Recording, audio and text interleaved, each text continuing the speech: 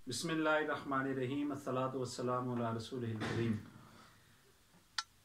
मेरा एक दोस्त है, उन्होंने घर इस्त्री है, सारे महल्ले वाले गरीब ने महल्ले वाले, और उन्होंने इस्त्री इस्तेमाल करते हैं, कपड़े इस्त्री करते हैं।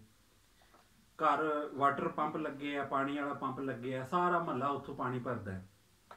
चीज़ां लै जाते हैं, जरूरत दियां इस्तेमाल करते हैं, और बाद औकात जिस टाइम इस्तेमाल करके चीज़ वापस आती है अपनी असली हालत में नहीं आती है भी, और टुटी भजी होंगी है। बाद औकात इस्त्री सड़ भी जाती है, पानी ज़्यादा भर भर के लोग बिजली का बिल भी ज़्यादा आता है। उसकी वालदा परेशान हो गई, आती है अज तो बाद लोगों को पानी नहीं भरन देना करूँ, बिजली का बिल ज़्यादा आता, लोग कोई दीद लिहाज नहीं करते, कोई ख्याल नहीं करते है।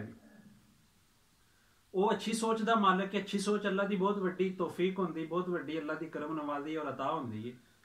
उन्हें क्या मां अल्लाह पाक का शुक्र अदा करना चाहिए कि लोकी तुहाडे घर पानी भरन आउंदे ने, तुहानू किसी के घर पानी भरन नहीं जाना पैंदा। लोकी तुहाडे घरों चीज़ां लैण आउंदे ने, तुहानू किधरे नहीं मंगण जाना पैंदा है भी, तुहाडे कोलों ही लोकी इस्तेमाल करते हैं, इस्त्री लै जांदे ने, ते तुहानू किधरे इस्त्री नहीं मंगनी पैंदी है भी, इस्त्री अपने कोलों भी सड़ जाती है।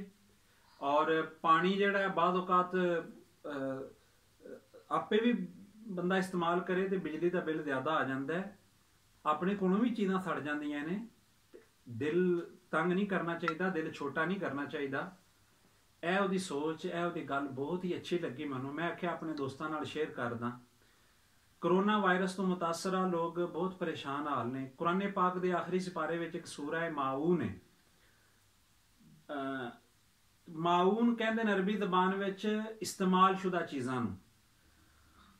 ते मेरे भाईओ अपने घर उलमा ने लिखा है कि इस्तेमाल शुदा चीज़ां जरूरत तो ज़्यादा लैके जानियां चाहिए ने।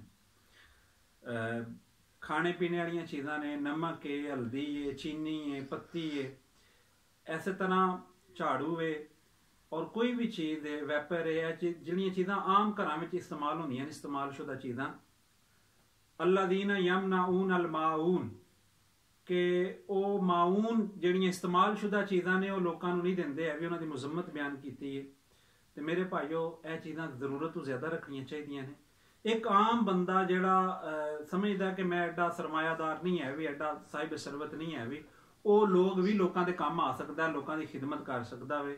वो इस तरह कर सकता है कि जरूरत तो ज़्यादा कुछ नमक लै जाए, कुछ घी लै जाए, कुछ पत्ती लै जाए, कुछ बर्तन लै जाए, और कोई गुआढ़ी मंगे, कोई पड़ोसी मंगे, तो खुले दिल नाल, दिल अपना वड्डा करके, जिगरा वड्डा करके उन्होंने लोगों को दे दे।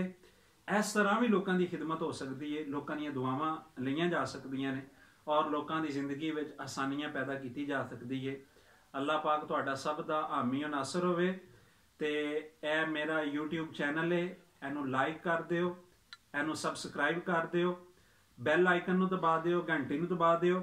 इंशाअल्लाह ताला नवीं वीडियोज़ तुहानू मिलदियां रहणदियां। अल्लाह पाक तुहानू आबादो शाद रखे। बहुत शुक्रिया।